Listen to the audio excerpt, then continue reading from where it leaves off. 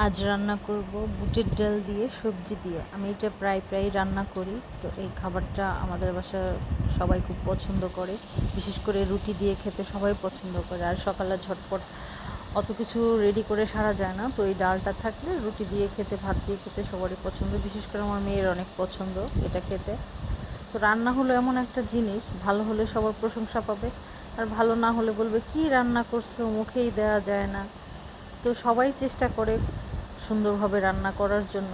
তো আসলে সব দিন তো রান্নার একরকম হয় না, কোনো দিন খাবার টেস্ট খুব ভালো হয়, আবার কোনো দিন দেখা যায় অত বেশি ভালো হয় না। আজকে এগুলো রান্না করতেছি, মেয়ের সকালবেলায় স্কুল থাকে, তো ওকে নিয়ে যাওয়ার সময় তখন জলদি এগুলো করে সারা যায় না, এর জন্য এগুলো আগের দিন রান্না করে রাখতেছি। তো আমি আগের দিন রাত্রে বুটের ডালটা ভিজিয়ে রাখছিলাম যেন ভালো করে সিদ্ধ হয়। তো অন্যান্যবার সিদ্ধ করে নিই, তো আজকে আবার এমনি কষায় রান্না করব। তারপর মোটা করে পেঁয়াজ কেটে দিয়েছি।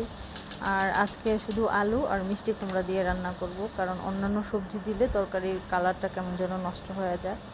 তারপর একটু ভালো করে কষিয়ে নিয়ে এলাচ, দারচিনি আর কাঁচামরিচটা দিয়ে দিতেছি, দিয়ে আবার কিছুক্ষণ ঢেকে দেবো যেন এটা ভালো করে সিদ্ধ হয়ে আসে। তো আমি ভাবতেছিলাম মিষ্টি কুমড়াটা বুঝিয়ে একদম ডালের সাথে গলে যাবে, তা ওরকম কিছুই হয় না। পরে দেখলাম না, সব কিছু ঠিকঠাকই আছে। প্রায় 10 মিনিট ঢেকে রান্না করে দিয়ে একটু এখন আসলাম, দেখি কী অবস্থা। এখন প্রায় মোটামুটি কষানোটা হয়েছে, তো আমি ভাবতেছি আরেকটু কষাবো, আরেকটু কষায় নিয়ে তারপরে পানি দিয়ে দেব। তো এভাবে কিছুক্ষণ পর ঢেকে কষাইলে আস্তে আস্তে সুন্দর হয়ে ডালটা গলে আসবে, যেন মানে কোথাও আর শক্ত না থাকে।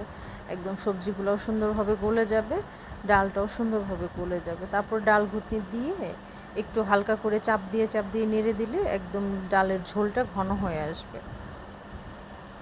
এই হলো, এভাবে আমি রান্না করি সাধারণভাবে, খুব সিম্পলভাবেই রান্না করার চেষ্টা করি। আসলে এক দিন খাবারের টেস্টটা খুব ভালো হয়, আবার কোনো দিন দেখা যায় অত বেশি ভালো হয় না, এই আর কি।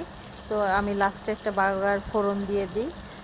এটা শুকনো মরিচ আর একটু পেঁয়াজ কুচি, রসুন কুচি আর একটু জিরা দিয়ে আমি এই বাগারটা দিই। সবসময় আমি এভাবেই করি, ডাল, পাতলা ডাল রান্না করলেও আর ঘন ডাল রান্না করলেও আমি এভাবেই বাগার দিয়ে থাকি।